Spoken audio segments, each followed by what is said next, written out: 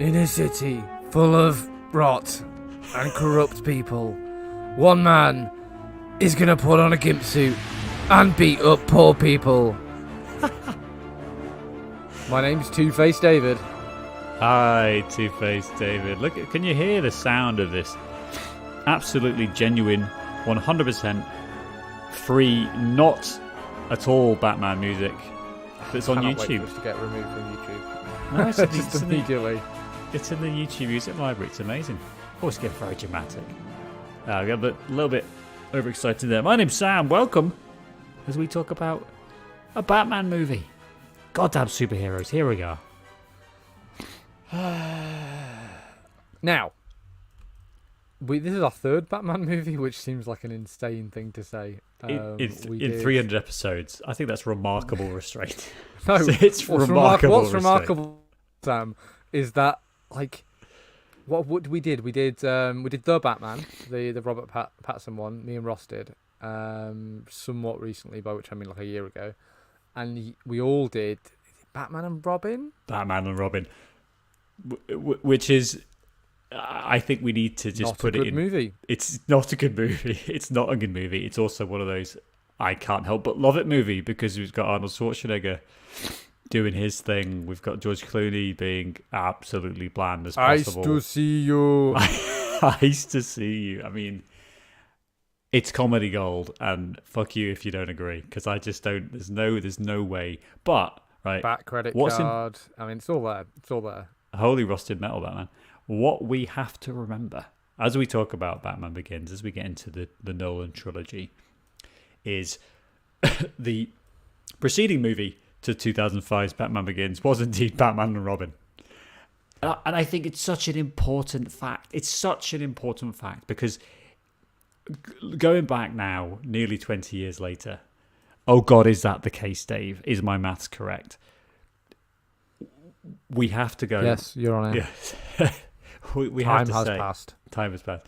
We have to say, God, this is a self-serious movie. It's like someone threw a pie. And it's like, no, in 2005, we didn't want pies thrown about Batman. We wanted Batman to be serious. We want Batman to be dark. Because the last time we had Batman, it was a back credit card. And there was nipples on the suit. Those damn nipples. Do you know what, though? Nipples! Just straight off the bat, we've seen this before. This is the internet, so every fucking person has seen this before. I kind of wish someone would throw a pie in this movie. No, because this is you. It's a privilege. You're the living embodiment of the privilege of having Batman movies that aren't just fucking jokes, just laughing at them. But I get Look that. at this. I get that. I really do. But it's a comic book hero. Like, maybe let's embrace that. Like the oh fuck my life, the Tim Burton movies, with that guy who played Batman, whose name for some reason just Val Kilmer. No, not Val Kilmer. Michael Keaton. I know. Val Kilmer. Hey, remember when I was Batman? You know that great meme. Like Val Kilmer was Batman. Let's all just now remember that. The Michael Keaton movies. Like, I would love to go back and revisit because I adore both of those movies. I think they're excellent in a very different way. I think this is a good movie. This is a good, competent, like, great achievement of a movie. Yeah. But for my money, I kind of lean more towards the Keaton era. Like, it is dark, but also it's surreal and larger than life and takes place within its own tiny little comic book universe. You know what I mean? Like. Whereas Batman Begins and the rest of this series, maybe with the last one, maybe a bit less so because it's really fucking wacky town there. But Batman Begins especially kind of relentlessly takes place in the real world. It's kind of its thing, isn't it? Like the geopolitics of the Batman. We must call him the Batman. The geopolitics of the Batman. I can't even do it in my throat. Swear Christian Bale must have been smoking 80 cigarettes a day just to get this voice. No, he's just used to shouting at people on sets. Good for you. Good for you. God, that's an old meme. I know, it's so old. But the geopolitics of Batman, the actual reality of like him ordering stock through fake companies so that no one will be able to connect that the bat masks are him. It's just like it's a level of detail and minutia that nobody needs, but is also it's kind of important. It kind of actually works because if otherwise we're lost in the I kind silliness of maybe would have of liked Batman. Sam. I maybe would have liked them to spend that time that we spend, like looking at the car and figuring out the armor bodysuit, the montage of the finding of the Batman fashion montage in this movie. Maybe we could have used that time to explain what the bad guys want. Yeah. Well, let's get into this then. Let's get into a little bit of discussion about the overall plot, and then we can get into some of the specifics. Because I think as much as we are going to maybe tease this movie a little bit, because it is quite a self-serious 2005 movie. It's a stupid movie. Right. There is I think some real like structural, not like massive problems, but there's things where you go, but why? Like okay, I'm with you so far, right? But what I'm forgetting is why we're doing these things. Like most of it's to do with Liam Neeson, isn't it? This is the ultimate toxic masculinity, like 15-year-old movie. We were 15 or 16 when this movie came out, right? And we loved it. Exactly. Because, guess what, Sam? Women don't exist in this movie. Number one, like almost at all. Right? Yeah. As long as they're there screaming because they're in peril, that's the only thing that matters, right? Christian Bale, as a 45-year-old man, I know he's not that old in this movie, but as a 45-year-old man, is so angsty. Yeah. Like, she's strolling around Wayne Manor, listening to emo music. But Alfred, I don't want to go to the ball. I don't want to go Alfred, to the I want to commissioner's fight ball. corruption in Gotham. Like, it is, yeah. Like, and every sort of problem is solved by punching someone, basically, or going to your black friend who'll tell you how to resolve the issue. That's a real plot issue I have with this movie. It's like, oh, let's go. Lucius Fox will fix it. Let's go see him. But again, rolling back a little bit, the question that I have throughout this movie is, but why? And so let's start with Batman. What is the motivate? Because I think the whole point of the movie is that Bruce Wayne... Batman in this movie or Batman generally? No, Batman in this movie, because we know the backstory of Batman. It's actually, I think, like comic books, the overall story of what Batman is, I think is quite interesting, compelling, and we've seen lots of different flavors of it. And I think this is one where they're really trying to get to, because it's an origin story, like the motivation of Batman. And I get through this film that Batman wants revenge. I understand that Bruce Wayne feels personally, responsible for his parents' death and blah blah. All the stuff that the movie is just laying out for us easily enough. Fine, but the question is, but why? Why does Batman give a shit about the social issues in Gotham? Why does Batman? He talks about injustice a few times. Because I think the subtext of the movie, Sam, is not revenge, it's justice. And I think that it's even a word they throw around, especially in the early part of the movie. And it's this movie, which I hate origin stories as a rule, but I think this is actually pretty good because we kill Batman's parents in the first 30 seconds, which, get that out of the way, absolutely. Uncle Ben, shoot all these people immediately. Yeah, right? oh, that's a good, just as a slight aside, the downtime between in the Sam Raimi Spider-Man movie between Spider-Man for the start of the movie and Uncle Ben dying and Spider-Man becoming Spider-Man. Fucking cut act one. It's like 3 hours, yeah. And just this movie get rid of that. Kind of does that to a certain extent. Yeah, it does. And so I like that, and I like the idea that Bruce Wayne kind of like. And it's why did we fail, Bruce? Why did we fail? The movie kind of explores it of like, you and I are working class people, and therefore, when my parents get shot in the street after we've been to, I don't know, I guess, mud wrestling. I don't know what the working class version of the opera is. You're such a snob. It's absolutely disgusting. Class traitor. So Mud after my wrestling. parents get shot, after we've Mud been to wrestling. see not even mud wrestling. Do you know what it is, Sam? It's just wrestling. It's just wrestling. After we've just been to see like whatever the fucking Northeast Wrestling Federation is, and I bet there is one. Those people are storied professionals, and I will not have you disparage their artistry and physicality. Anyway, any after further. I go to see that show, and it scares me because I once came across a load of wrestlers in a cave. Right, and we have to Hanging leave. upside And my down. parents and my hanging upside down. It's a weird trip.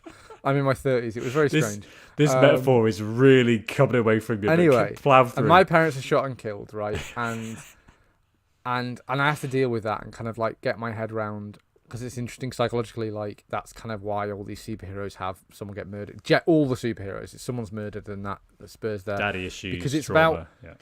But Bruce Wayne in this movie, it's about him coming to terms with the fact his parents are killed and the random nature of that, and kind of like how can I combat like crime? How can I fight crime? How can I like bring justice to other people?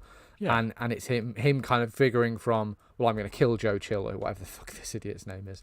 I'm going to kill the gunman. It's Joe Chill. You got it right. Joe Chill. Joe Chill. Comic books do better. That's terrible. Carry on. Vote Joe Chill. Vote Joe Chill for governor. Joe Chill for mayor. So it's Bruce Wayne coming to terms, and he wants to kill him, and then it's kind of like this. But the thing is, I have to go to work tomorrow, so I can't go to Malaysia or Thailand or wherever Bruce Wayne goes, and end up in Thai prison and then join a ninja league. I can't do any of this because I'm poor. So What do you mean you can't order 10,000 defective bottom, because it's just the bottom bit. They add the ears on. Alfred and him are gluing ears on to the mask. You can't order 10,000. I can't, Sam. I can't even Of afford these- to have the moral discovery whilst I'm in the Ninja League that the guys dressed in black killing people are the bad guys. I can't even afford to get to that like emotional level, Sam, because I have to go to work tomorrow. Now, Bruce Wayne, because he's a fucking little rich boy, apparently Alfred's embezzling all this fucking money and not spending a single fucking cent that of man it on lives like a king. on psychological help for this traumatized child. Who's been missing for several years, and Alfred's just sitting around. He's just. I like to think that Alfred is just walking around completely naked, smoking a massive spliff. It's one of my favourite And then there's a lines knock in on the the movie, door. actually. There's a knock on the door, and he swaggers up, and he opens it, and there's Bruce, and he's like, I didn't think you'd be back yet. Oh, Bruce, let me just tidy up. Let me just move all of this cocaine out of the way. There we go. Come and sit down. How are you doing, Even Bruce? worse than that, Sam. Just a sidebar here. We'll get back to my crushing poverty later. I have to go to work tomorrow. Is that they have Bruce Wayne is assumed dead, so Michael Caine has inherited all of his money while he's in Malaysia training with these ninjas. And so when they're flying back, because again, he's a little rich boy, so guess what? The second he wants to go home, he just makes a phone call and they send a private jet. Yeah. You could call your daddy, it'd stop it all, to quote Pulp. Exactly, Yeah. Sam. Common people. Yeah. And Michael Caine says, "Oh well, you've been declared legally dead because you've been missing for like 10 years or whatever. And obviously, I was your main beneficiary in your will. So technically, it's all mine now." And then he says, "Don't worry, you can take the rolls out as long as you put fill the tank when you put it back." And it's a funny little joke. It's a funny little joke. Again, though, these people are so disgustingly rich. Yeah. And so right.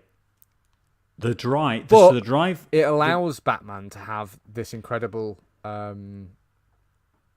epiphany. Is the word I was looking for. Yeah, but I think, and this is not a novel thought that we're having at all. But there's that classic thing of, if Batman really wants to help, he could pay his taxes. He could fund with his billions and billions Pay your corporation tax. Close your Cayman Islands account. Yeah, you could fund huge social reform programs.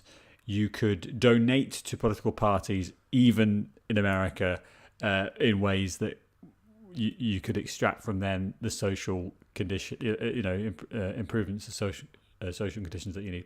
There's lots of things we could do, Batman. That's not a novel point, but it does go in this movie specifically. I think it goes to there is something missing here about why Bruce Wayne, who talks about injustice, who talks about the poor, who talks about wanting to save people in the Narrows, actually, like, doesn't really seem to connect with him going out and doing random shit and flying around looking cool with any of the stuff that he wants to do. Now we bring in Ra's al Ghul and Ken Watanabe. I think he's like just in this for like 8 seconds and then he's gone. And like, there's a great actor. You're just not even a. All right, he's okay. It's fine. And we got Liam Neeson. He's not white, Sam. You haven't read the rules of the movie. They completely ignore him. And these guys have the biggest. But why? Because they also are concerned with the social rot, the depravity, the crime, all the end of. But what they see, what the League of Shadows is, that their actual name. I think it might be. Are we the baddies? The League of Shadows. I mean, honestly, they are the League of Shadows. Yeah. It's terrible. It's a terrible thing. Comic books, my God. Do you know what it is though, Sam? Hold on, let me just finish the point. Like these people basically take the exact same view of Batman, in that we need to go and crush crime with this right-wing rhetoric. We need to just smash it out. But they take it just that tiny step into like ethnic cleansing, or at least social cleansing, where they're starting to like wipe people out. And we're just going to bomb all of Gotham and then problem solve, just like we did with London in the Great Fire. Like, but there's no like. Well, I'm glad they stopped the British Empire in its tracks.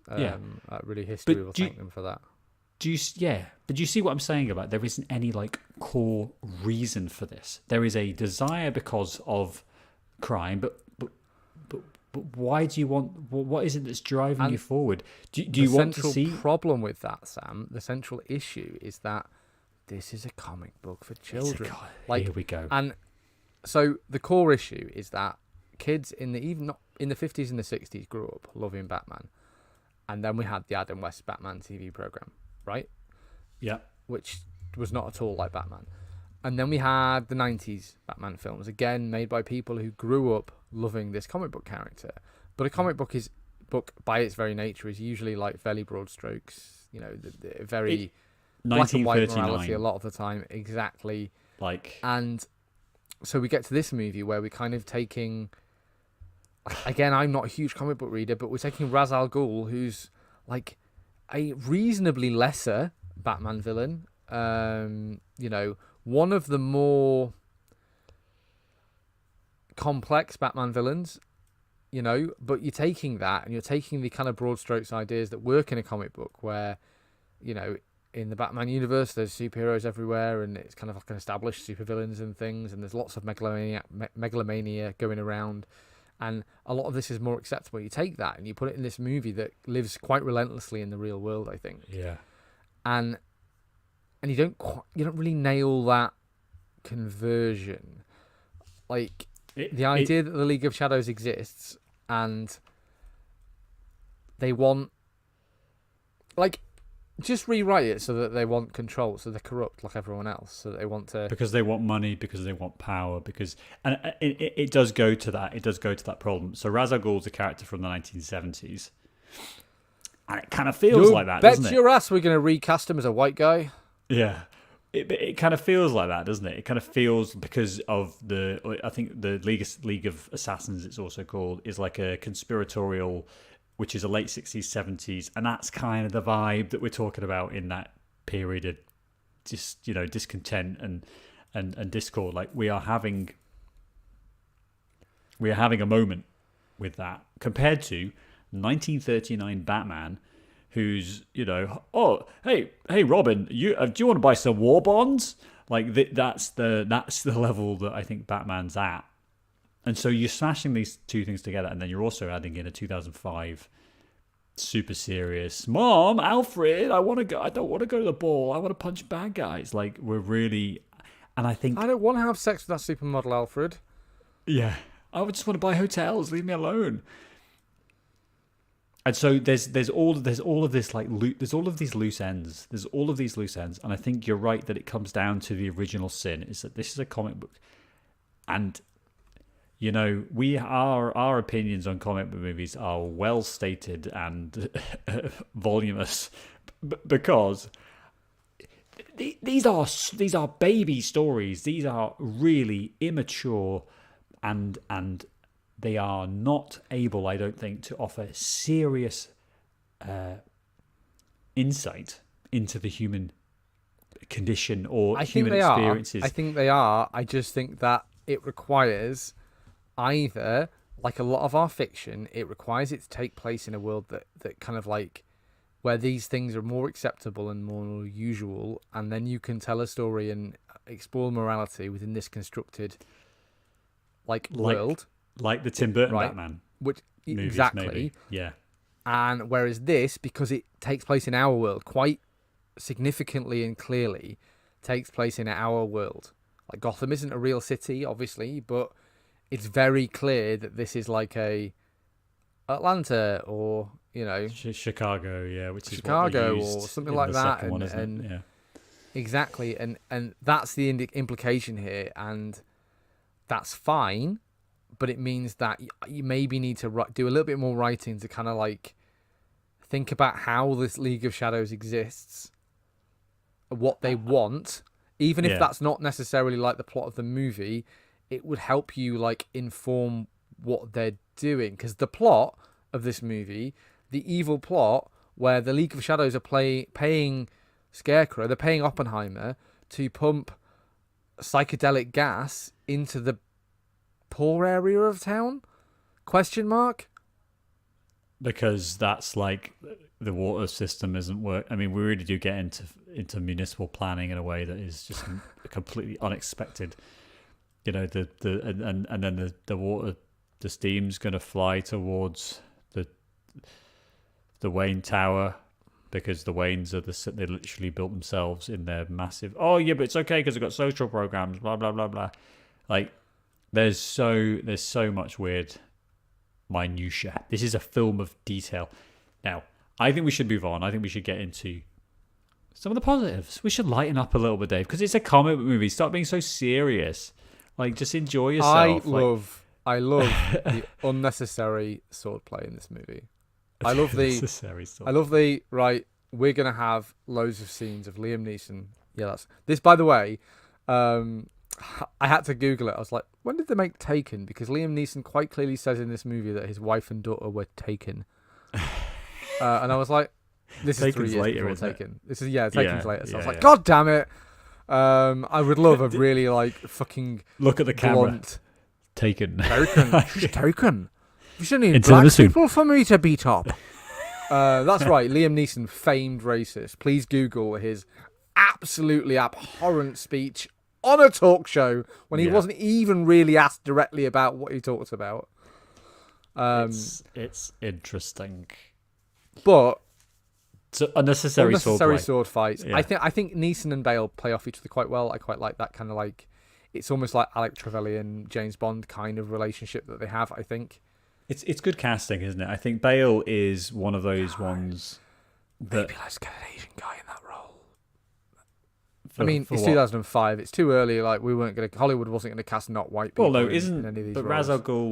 Ra's al Ghul is... Yeah, they He's a forget... white guy, I don't think. Well, I don't think it matters necessarily, but whatever the I was talking about Bale more, because I think Bale is one of those great casting choices of someone who I think before this was made was really like talked about as being this guy could be Batman, and I think he's a great actor who can embody loads of different roles, and we see everything from Terminator movies to American Psycho. Like this guy has amazing range, and it's kind of one of those things where you've got someone this good, and you may be underutilizing him a little bit because he's either like panting out of breath and getting beaten up, or in a bat suit where you can't see half his face, Doing the stupid voice, and he can't turn his neck as well, which is I love that little reference to the Dark Knight when they're like, Can I turn my neck, Alfred? That would be great. If that could happen, that'd be fantastic. The bits that I love about Bale the most are when he's being Bruce Wayne, smarmy Bruce Wayne. Like it's American Psycho. It's just American Psycho. I just love it. We've done this. It works really, really well. Yeah, and he's like, is he going to murder a hooker with a chainsaw? That would be a great direction for this movie to go. But you're right, though. You're right. When he's playing off Neeson, I think it works well because you've got this kind of antagonistic character. But also, he's also like, you see the naivety. I think they underplay this a little bit, but you do see the naivety of Bruce Wayne in the early days when he's learning about the League of Shadows.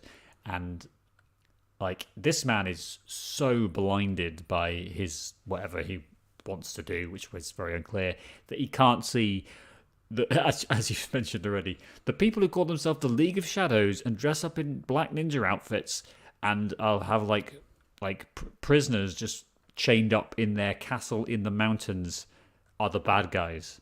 And like, Bruce, I think we need to have a little chat about your friend.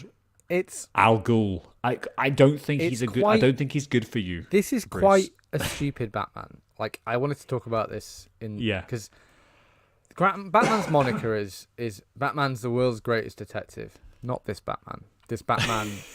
Batman doesn't have a clue. This Batman may as well be fucking blind. Honestly, he doesn't solve a single mystery in this entire movie without calling his daddy. Daddy, help me. Daddy Freeman, help me. Daddy Fox. Daddy Kane, help me. Daddy Pennyworth. Yeah. And a lot of that comes down to, I guess it's this origin movie, and I haven't seen Dark Knight in a long time, so I can't speak to whether he's any better in that movie. I think we should watch it soon. I think we should watch it soon, yeah. There's a huge comparison to be made while it's fresh, yeah. Yes, but he's just quite juvenile in the way that he looks at things. So the best example of this is that he won't execute this guy, this criminal, right, for the League of Shadows. Just burn the building down and kill everyone inside, though. That's fine. That's fine. He killed 40 people. That's fine, Sam. Yeah. I'm probably the guy he was trying to not kill anyway. But anyway, it's fine. And he does it later as well. It's kind of like I don't kill people, but I don't have to save you. And this train plows into several blocks of flats, killing thousands. And you're like... superhero movies always struggle with this morality. No. Always struggle with this. Like, I don't kill, except all of the collateral damage, because that's not on me. Yeah. It's okay because Frank, who's ridden in debt and has to work for the mob to feed his family, he's got to go to work tomorrow. He's got to go to work tomorrow, but also because of you, Batman, he now has massive spine problems. He can't walk. He can't lift his arms up above his head. He has to face the American healthcare system. He doesn't have any social services because, by the way, you don't pay any taxes, Bruce Wayne. Maybe sort that out. Because the underfunded hospitals in Gotham, where ill people are sent to an asylum run by fucking Oppenheimer and his poison mental gas. If that doesn't cry out about an underfunded health sector, Batman, I don't know what does. Please, Batman, pay your taxes. God, we need to leave this movie alone. It does go though. It does go to, I think, the naivety of Bruce Wayne. I think it is intentional. Though I think it is the movie is kind of doing it because, especially with Rachel, played by Katie Holmes, there is like she is very much acting as like a moral center in the same way that Harvey Dent does in the second movie, of saying like, Bruce, what the fuck are you doing? Like, what, you're going up and buying hotels and hanging? Like, I thought we could have been something if you'd not disappeared for, half a decade, or if you just acted like a normal person. And the whole point of the movie, the reveal at the end, is that it's not it's not who I am underneath. It's my actions that define me, which doesn't really make sense because I would think that you're the masked guy who blew up half the city. That's how your actions define you. I think though the point is it's not who I am up above. Like, it's not who I am to everyone else that matters. It's what I do, as in I could be the presentation, but it's my actions anyway. So there is like a moral journey. There is like an arc for Bruce that he learns that actually being Batman, he gets a kiss and then she fucks off because she rightly says, Nope. You come back to me when you are Batman, and then we can talk about a stable relationship where you come home at a And reasonable that's hour. fine, and that's even one of the things I like about Batman. It's a good Batman's lesson. a very damaged superhero. He isn't Superman. He's not Captain America. He's Batman. He's like He mentally lives in the real unstable. world. Yeah. Exactly. Yeah. But I do wish he was a little bit cleverer in this. The new Batman, the Batman, the new one. Like, it's mostly about Batman solving a mystery and like a crime, and that's kind of wish we had some of that in this movie, because Batman doesn't have a lot of agency in kind of figuring anything out, and it's also not terribly relevant to the plot that he knows what's going on. He just kind of has to show up. Because even the mob who are working for Scarecrow, who is working for Ra's al Ghul, and the mob dude who's the fucking king of the world, as soon as says Ra's al Ghul's coming, like the Emperor's coming here to to the second Death Star, we shall redouble our efforts. Like, he doesn't seem that bothered until Ra's al Ghul turns up. I'm like, why are you so scared of him? You're the mob guy. You're like, you own Gotham. Why are you scared of this Ra's al Ghul? No one seems to be. It's a weird dynamic of like, what does anyone want? What does anyone want, and why? But why is this happening? And there's so many points that are through the plot. Now, dragging us back to the positive for a second, I do think though, all of this is tied together really well. Like, I really, really enjoy the process of watching this movie. I think It's a good movie. It's very competently made. It's interesting to watch. It's well shot, I think. It's brilliantly shot. There's so many scenes. I think, you know, that every frame a painting, the kind of concept. You could pause it at almost any point during the movie, and there's interesting things to look at. I loved the stuff in the Narrows with all the smoke, and there's a scene where Batman's flying over, and it flashes from the Batman that's flying over to, I'm going to seize. From the Batman who's flying over to... Sorry, I think I beat myself. Batman's flying over, and then it transitions to what the people who are on the crazy gas are seeing, which is this red-eyed. There's so much texture. There's so much, like, again, there's detail in this. I think through the cinematography that you can't help but just enjoy the process of watching this. And I don't think at any point I was bored. Any point did I think, we could maybe move it on a little bit. I think it's the right length. You know, if you gave someone though this movie with no context and said, who directed this film, I don't think you'd necessarily say that this is a Christopher Nolan movie, because it because it's linear. Yeah, because you understood what happened all the way through, and you didn't have to Google it afterwards. Watch it 3 or 4 times to understand what was going on. What do you mean some of the scenes aren't in black and white? What do you mean that we're just going to shoot it from multiple What's angles? the top 10? What's the top 5 confusing Christopher Nolan movies? Memento's got to be at the top, right? Well, I think Memento is probably actually quite a competent movie. No, it's a good movie. I'm just saying that. No. I think it's competent in that it does make sense. I think it's probably his most novel one, because when you get to the end of the movie, you go, oh, I get it. The one that really I think Interstellar has a classic. It's a massive fuck you ending, because best Nolan movie. That movie lives inside my soul in a way that's quite predictable, obviously. Yeah, because we are the most basic white guys. You can just like imagine. Christopher Nolan is a basic white guy, he really is. Yeah. But he is our Messiah, Sam. But there is something about the way Interstellar ends where I think you are like left going, so like love is like the fourth dimension. Is that it? Is that what we're saying? Like the humans created this? People from Texas are magic, Sam. That's what we're saying. Or wherever Matthew McConaughey is supposed to be from. Something like that. So there is like, I think though it is despite the fact that it doesn't feel like a Nolan movie, I think it is a very, very it's very measured, and I think he's almost standing off a little bit because he knows that what he's creating is a series, and so we need to have a bit more of that. Like, it's also serving quite unusual for Nolan. It's kind of serving an established character and an established property. A lot of Nolan movies are kind of original scripts, or Oppenheimer's a biopic, obviously. So it's quite a low. This is the trouble with same with Sam Raimi's Spider-Man, is because it's such a loaded fan base. It's kind of a tricky thing to kind of like walk a line and not upset people. And I think universally, I think this was generally very well thought of, this movie, which is tricky because it's Batman and so many different iterations of Batman, and they all have their fans. Yes, and it is a hard kind of like, it's a balancing act, isn't it? It's a balancing act of trying to keep it Batman-y, offering something new, because it's the last Batman movie anyone had seen was 1997's Batman and Robin, and that's a problem because that killed the Batman for a long time. Everyone went, well, we're not doing that again. That was terrible.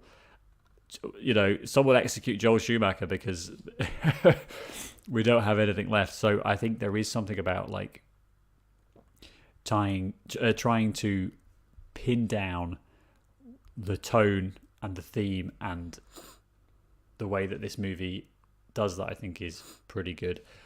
Until we get to the last act, where I think this movie just becomes a little bit incoherent, and I'm kind of left thinking, you know, the bits at the start. Let's have 75 9/11s at night. Yeah, exactly. It's yes, I absolutely agree. I like we can barely see it. You know, it's the trouble with loads of superhero movies is I actually like a lot of the components. I love the Scarecrow as a character. I love Cillian Murphy's performance generally. Yeah, I think this but underutilized. But underutilized. But some of the best scenes in the movie are those effects where it's the Scarecrow effect and like people are terrified. I think that's the Batman when Scarecrow gets scarecrowed, and he's the Batman, this like oily. And the ooze coming out of his mouth and everything. I'm like, incredible production design. Who did that? That's amazing. Exactly. I maybe think they fucking got a bit greedy here and they tried to have their cake and fuck it too, which is a term we haven't used in a while. It's a beautiful term. I mean, it's maybe let's literal. just have Scarecrow be the bad guy in this movie, and maybe we'll save the League of Shadows for the third movie, because they were going to do the League of Shadows in the third fucking movie anyway. I honestly couldn't tell you. Yeah. They do the League of Shadows with Bane and Talia back. al Ghul in the third movie. So like maybe save that, because it distracts from what you've set up in kind of like it's the Scarecrow and he's trying to do this and that and he's a bad guy, and maybe we can beat Scarecrow and Falcone and we can start to clean the city up and we can establish Batman as a symbol, which is kind of the point of this movie, as you know, somebody who kind of like the bad guys are afraid of, and it gives gives good honest people hope, which is the whole point of Batman, is kind of like there's this symbol, and we could have established that and had a really satisfying fight where Scarecrow gets, I guess, put in Arkham, because that's where we put all our bad guys back in the same broken system. Which we're not going to fund because the billionaires won't pay their taxes. Fuck you, Bruce Wayne. How can he fund his lifestyle, Sam? How can he buy hotels to provide cover for him being Batman if he was paying his taxes? Yeah. And so I like that. I like you could even keep the first act with the League of Shadows, and I like that. I like maybe we could have had a fleshed out Rachel role and maybe made her a bit more integral to cleaning the city up. Gordon, to a certain extent, I like Oldman's performance, but fuck the pigs. Again, all the components are good, but it kind of gets to the end and it's kind of like there's so much going on, you've got no choice but to chuck it all in a blender and set fire to it. And then on a small strip of land in the middle of Gotham City called the Narrows. Yeah, and then that's the end of your movie, and then it's like, so you have the car thing and the gas and the fighting, and we're in the steam factory again, that famous Hollywood steam factory, having fights, and then there's a raised train, and I'm like, we did this in Spider-Man. His dad made it. Don't, it's important. Daddy Wayne, help me! We're going to Wayne Tower, Wayne Station on the Wayne train. Like the Wayne train. And it's all a bit much, and it actually is the problem with all three of these movies. Is it's kind of like I would Yeah. actually like the resolution of the movie. Same with Venom. This is why I hate superhero movies sometimes. Is I would like the resolution sometimes to not just be a big punch fight. And obviously you've got to have that. You've got to have the physicality because that's what it's about. No, you've got to have a culmination, Sam. But I think if you're a competent writer, and again, it's hard to know where the execs came in on this and things, but like competent writer and a competent editor, you can have an emotional high point of an ending. And they did. They did this. I think what they were high on is the 2005. Yeah, well, but maybe. What I think they were high on, and I just don't let me forget that they did, because we'll get to that in just 1 second. They were high on the 2005 conspiratorial cabal who's responsible for all the disasters across the world. Like they are, and the toxic masculinity of I'm the Bat. Swear to me, I'm the Batman. I'm gonna do this because I'm a man. They are absolutely sniffing the glue and loving it because this is what we're doing. This is what Batman is. Fast forward to 2008, they achieve, I think, what we're asking for, because we get, the greatest villain maybe in all of comic books in the Joker, and the final scene, the final the culmination that we're asking for is the Joker hanging upside down, captured from the leg, and that's the end of the movie. That's the end of the Joker. He's gone. They don't have the big punch fight. And he says, and even more amazingly, this is why Dark Knight is such a good movie. All your strength, there's nothing you can do. You can't stop me because I don't want anything. The Joker is not a conspiracy. He doesn't believe in anything. He just wants chaos.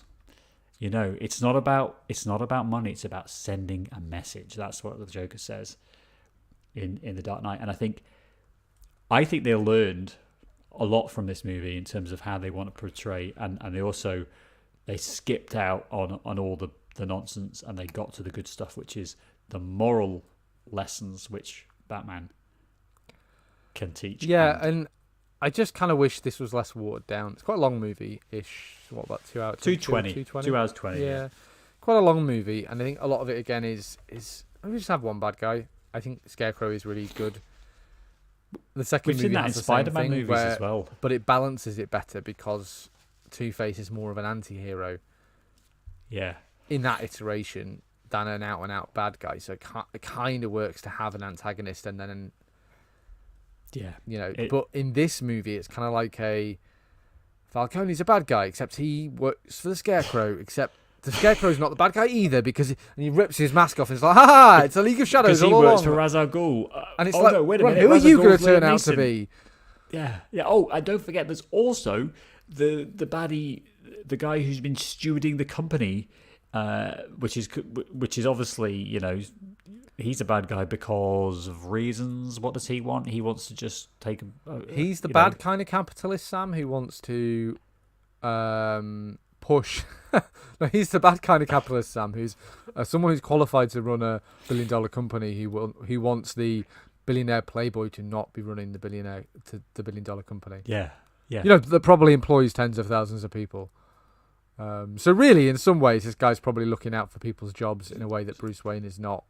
The fiscal responsibility of being a Fortune 500, as opposed to Elon Musk, who is just spaffing money and firing people and doing whatever he wants, and having numerous relationships with subordinates at SpaceX. Fantastic, excellent. This is a great thing, brilliant. Yeah, so maybe actually just fucking pay your taxes, Bruce Wayne. Like Jesus Christ. So that's the problem on. with this movie, is it's long and there's too much going on, I think. And also, because it's long, and I think to make the movie shorter, we've mentioned it a bit, every time there's a problem, Batman goes to his daddy. There's a poison. He's got two daddies. He's got two daddies. And, I need a bat suit. I'll go and see Daddy Fox. Oh, I need a really cool military bridging vehicle or something. What an insane idea! I'll go and see Daddy Fox, and he'll just give me the car. Obviously, Daddy will buy me a car. Listen, Daddy, buy me a car. Daddy. The war on terror is in full force, and we are a company like Wayne Enterprises, which is making weapons that vaporize the water in the air, good stuff. They're not going to be. They're going to be cashing in on DoD money. They're going to be absolutely. So yeah, we've got like 50 of these things that we designed, and then the army went, we're all right actually, but we'll still pay you for them. It's fine. Don't worry about it. Don't you worry about it. Yeah, we've got a contract. Yeah. I do kind of like the line. I like some of the Lucius Fox stuff, which is that the bat suit is like a modified version of body armor that basically the US government said it was like it's too much money. It was like 300 grand per soldier. Yeah, and it's like, well, that's too much. Nah. And I kind of like stuff like that, but it becomes this valve for, and it even worse in the second and third. The third movie especially is a shit show of like. Have you seen the third movie? I've seen it once, one time. In the third movie, In Batman 2012. has Lucius Fox use the cell towers to locate the baddie, right? So they can suspend everyone's personal freedoms to hijack cameras in laptops and phones to find the baddie, and it's like, Is that a metaphor? Is that maybe like? That's? I mean, that wouldn't happen in real life, would it? Nah, I don't think that would happen in real life. Edward Snowden would probably have nothing to do with it becomes that. a valve in this movie of like every time there's a problem, because we haven't established that Bruce Wayne is clever enough to resolve it, we kind of have to go to Daddy Fox. Yeah. Daddy Fox. Or- So there's a poison. I caught Michael Caine's like, well, I only know like 4 other people who've been cast in this movie, so I called Lucius Fox, who I know for reasons. And he's said, come over. By the way, my the guy I look after, My boss son is really sick. Can he's you come Batman. over? By the way, do you mind if you come over and give him? He's been poisoned by something. I mean, I don't know what it is. But, You run the fucking R&D department for $1 billion company. You must be a medical doctor. Come over and cure this guy. I just invented the vaccine. Look at that. Just there we go. Have that. Yeah. It is. And then he also tells him how the bad guys are going to do their plan because he's cleverer than Batman. And then he also gives Batman the vials of cure so that he can airize the cure. And it's like, and what point is Batman going to do any of the work here? Yeah. He gets weird, Gordon isn't it? to drive the Batmobile and fucking terrorist bomb buildings in the middle of this city.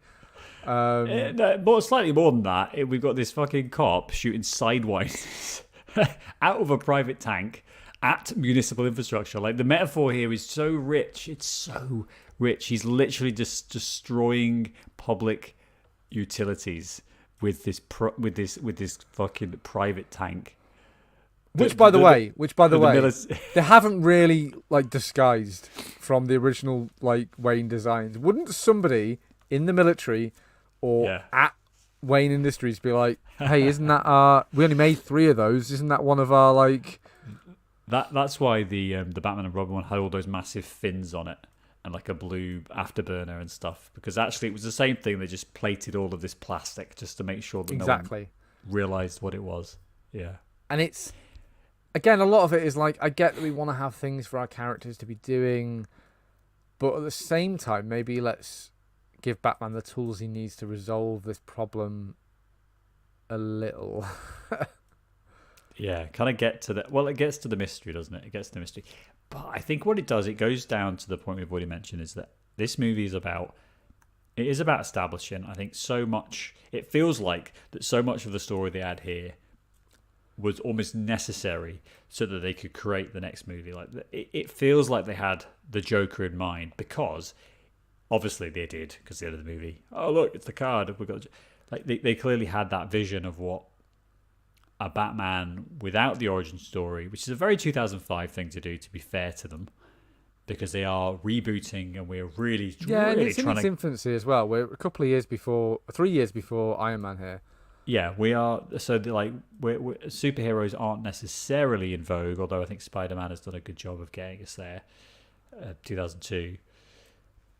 So, in a lot of ways, the stuff that I think we're moaning about, and it isn't moaning because I did enjoy this, but the stuff we're moaning about is because we kind of need needed as an audience in 2005. We needed a super laser focus so that we could legitimize the silliness of Batman, because it is silly, and the film points at it all the time. Look at this guy in a suit and everything, like calling him the Batman, and the fact that the Batmobile in this movie should be called the Laughmobile, because there's so many jokes. Our writers have been agonizing over introducing this bit for days. There's so many jokes about, I got to get me one of those, or Gordon getting pulled into the thing, or people like cops like, it's a black tank. Like, there's just because I think the writers are self-conscious of the fact that Batman's silly, Batman's nipples and Holy Rusted Metal Batman and Ice to See You, and so they kind of like need to just absolutely lean into all the detail and all of the minutiae and all of the spelunking suits and all of this stuff, because they need to sell it. They got to sell this, otherwise this movie's going to go down in flames. And they've got a really good idea, like, to create what might actually be art in the second movie through the Joker and all of the proper and this paved the storytelling. way, because it kind of did a lot of the heavy lifting and a lot of the I think so. a lot of the, this is how we're going to build the Batcave, and it's like, I don't need the building the Batcave like scenes in this. There's too much of that in this movie. Again, I think this is a really good movie, and it's entertaining, and you don't feel the need to like look away and go and do something else. And the action's really well paced, and generally the performances are good. I think Katie Holmes is a bit forgettable, but it's hard to know how much of that is like underwriting the character. Yeah. I think it is I mean, Nolan is just so ridiculous. Doesn't know that women exist. Yes, he really doesn't, and I don't think he has. I mean, Inception might be the worst one, where Mal, French for bad, get it? Like, Leo's wife is just this like weird male vision of fucking women, right? They're just crazy. I just can't understand what they're thinking, right? You know, I'm just horrible. I don't know. All I the time. feel like Oppenheimer is even more dismissive of women than any of his other films. Well, maybe that might be the case, yeah. But there's all of this stuff that runs through his movies that I think really has a problem. He has a massive problem with writing women into his films, and as I think we've already talked about, I think she is like the moral center of the film, though. So you've got this like irrelevant character flapping around who's like assistant to the undersecretary to the vice deputy of the DA's department, and I'm like, make her more important. Make her either the Attorney General or make her just like slightly fucking more important than Gordon, who's a fucking beat cop. He's a sergeant. He starts off as a sergeant. You know, so we are low on the wrong, and in 3 years, this motherfucker's going to be the commissioner of police somehow. I know. Because what a meteoric Batman. Rise, Sam. He's pals of Batman and in Gotham. You think this guy's not dirty? Nepotism. Yeah. Exactly. So Rachel's left behind, and she gets to be we get a little bit of love interest, but only at the end, where she has a bit of agency. I think she gets a good expanded role. Obviously, and recast in the next movie. Again, if you were going to rewrite this movie, I think, like I said, I think you would cut the League of Shadows out the second half and maybe have Rachel and Batman kind of solving a mystery a bit more to take down the Scarecrow. Yeah, you know and then we can set up for and then Batman becomes this symbol, and maybe, for the love of fucking God, and again, it's 20 years ago, but please, can we just stop blowing up half the city to end our movie? Like, as if that's somehow the only way we can end the movie. I hate to break it to you, Dave. The movies that come after this, superhero or otherwise, really suggest we're not going to do that. We're going to. You know what I think it is, Sam? New York's going to get destroyed. It became financially quite cheap to digitally blow up a city. Yeah, particle physics in the CG was just like easy. Yeah, we could do that. Yep. It's fine. And it became quite cheap to do that, and also you didn't have to pay any actors to be in any of those scenes because it's all made up, fucking, or any artists really, because it's all not, actual artists. You'd have to draw it, and then it's just, well, why not? We've got John right here. John's the blowing up the city guy, and he's been working on these things. He'd be really upset if we didn't put them in the movie. And it's like, I guess we'll blow up the city. Why not? It does kind of like lower the stakes a little bit, doesn't it? And gives us. I guess we're looking back on 20 years of the 45 Marvel movies where that's the end of every movie is we're going to blow up New York again. And maybe we're losing some of that this was somewhat more novel when it came out in 2005 in that regard. I think that's right. And I think as much as I think we have been a little bit unkind to this film, but we're having fun. Sorry to bore you, Dave, if you're yawning at me. I am exhausted. Daddy! I've got to go to work tomorrow. But I think we are being. I just wish I was as rich as Batman, Sam. I wish I could afford to go to Malaysia. And Dave, if you were that rich, we would be broadcasting this to tens of thousands of people on our. Yes, we would be getting on the Dave train. We would be riding it all the way to Dave Station in Dave Tower, Dave Tower, where we would go to the Dave floor. And why do we fail, Dave? Why do we fail? So that we have to go to work tomorrow. Yeah. There really is a reason why we can't achieve any more, is because of the crushing, relentless nature of capitalism, which is worsened by people like Batman not paying their taxes. Pay your taxes, Batman. Yeah, if we didn't have, if we could just live a creative life, we'd watch a movie a day and then we'd record a podcast about it in the afternoon, and that would be our life forever. I'd probably be in as good a shape as Batman. Yeah, why not? 365 episodes a year, locked in, guaranteed. We're coming after you, Daily Podcast. That is what we do. And all we need to do that is $1 billion. I'd take 100 million. That's immediately I am undercutting you, and I will take £1 less than anything Dave's are. If you're listening, billionaire donor, patreon.com/Sam Jordan. Please don't go to any other Patreon link, just purely to me, because I think it's really important that we we're a package deal, Sam. I don't think your brand will sell by itself. I am the brand, Dave. This is the problem. I am the Batman. Swear to me. We should do Dark Knight soon, I think, because I think it will be number one. I don't think it maybe will be as good as we remember. I do think it's a better movie than this, and I was afraid because I hadn't seen this movie in a long time. I thought that maybe this movie, in my memory, I thought this movie might have kind of held up a lot better than it has, and I enjoyed it. Don't get me wrong. I think this is a good movie. It's very competent, again, technical achievement. I just think it's a bit civvy. It's got a lot of holes, and it's maybe I'm now erring on the side of maybe Dark Knight is a bit better and a bit more mature and a bit exploring these themes in a bit more of a nuanced way. I look forward to this movie is quite blunt, I think, intentionally so. But I think that's actually a really good summary, and I had the exact same thought going in, thinking that actually Dark Knight 2005, Batman Begins, was thinking, I think I preferred that one. I think that was my favourite of the two back in 20 years ago. And yet, I think that may still be the case, because I think my theory about The Dark Knight, I haven't watched this in a long time, is that whereas this movie has some holes in it and The Dark Knight doesn't, I think, and this is from not watching it, so we should watch it maybe in the next couple of weeks, actually, just so we can, and then we can ignore the other one. I'm not interested at all.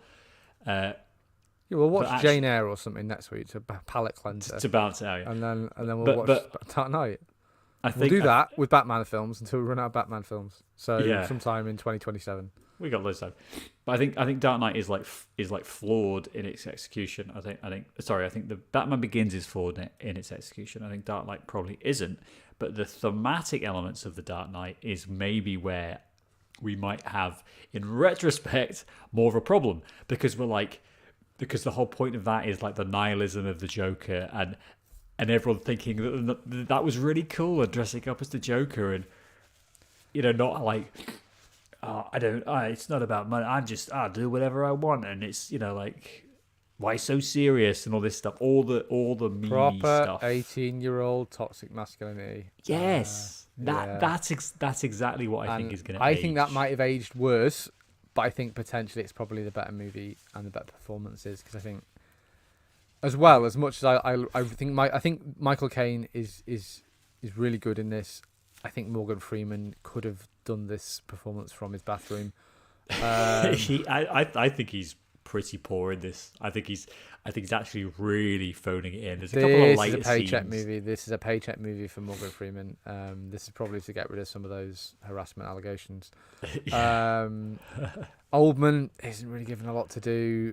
Oldman's a great actor. Not loads to do in this movie. But I think he pays. I think that is intentional, because he is. But I think that's why The Dark Knight will look better. I think it's because you take this good cast that you've got without Katie Holmes, because obviously she's in the Scientology compound by the time that Dark Knight's made.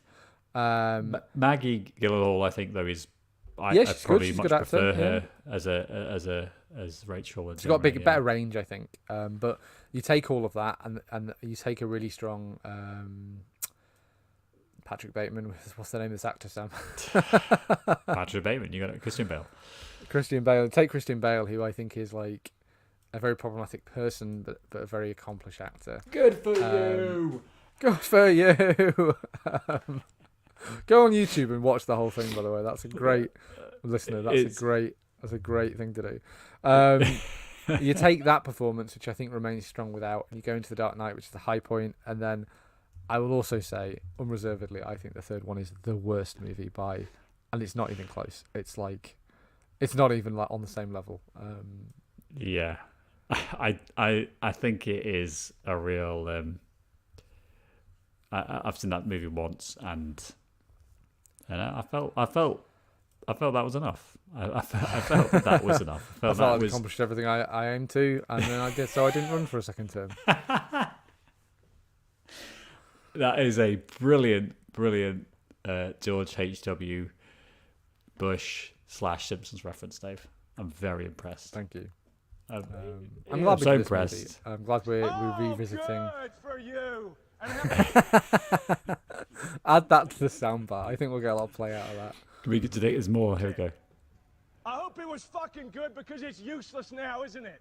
Oh Jesus, Christian Bale, calm down. I know he's in character, but good on. That's just not. It's not. Just a maniac. Again, he's a millionaire, and therefore he's a pay your taxes. Pay your taxes, please. Pay your taxes, man, please. But I'm glad we're kind of diving into these movies of our. We haven't done a lot of movies from our teenage angsty, toxic masculinity years. Kick your fucking ass! I want you off the Excuse me. There we go. Christian, come. Christian, please, no, please, not in the face. It carried. It auto played. I could have no control. Oh, good for you. Oh Jesus, Christian. I hope it was fucking good, because it's useless. Oh my now, goodness. isn't it? This is outrageous behavior. And that is it for us today. Oh. Apparently, yeah. We'll be back next week with we might not do a Jane Austen property, but who knows? Mr. Let's have a Darcy, break. I reckon we could do some fun little bits on that. Yeah. Let's have a break. Let's have something to cleanse the palate, and let's go straight back into the toxic masculinity 2008 shitfest that will be The Dark Knight. I think that's a perfectly reasonable thing to do. I feel comfortable. Let's get down in the muck. Let's do it. Let's go. Oh, good for you. And how was it? I hope it was fucking good, because it's useless now, isn't it? That's It's tomorrow. useless now. There we go.